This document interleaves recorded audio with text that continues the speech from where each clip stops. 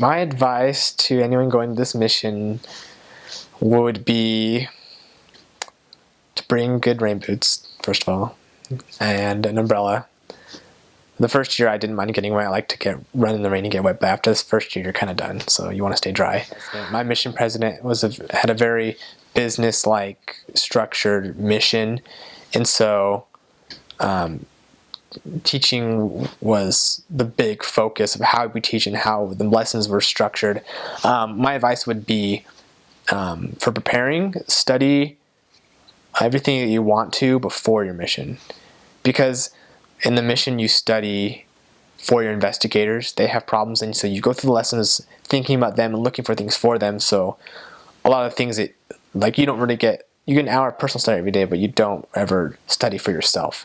At least the way that my mission president run things. There were lots of times I wish that I could have like read books and gone into more doctrine, but I just didn't have time on the mission. And now when you get home, you don't study as much. So I would always say, oh, after the mission I'll study all these things I want to study, but realistically it's kind of hard when you're back in school and stuff. So the preparing you want to do before is just get to know as much doctrine as you can, read up about all of the plan of salvation and just everything that you would want to learn now, because you're not going to get as much time on the mission to study for yourself. You're really studying for others. Just be humble and patient.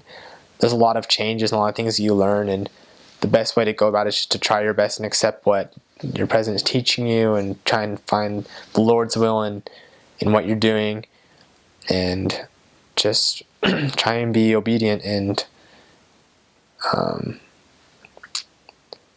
effective teaching will come by the Spirit. So, I mean, there's nothing really you can do, I feel like, to prepare for a mission, like the experience that you're going to get.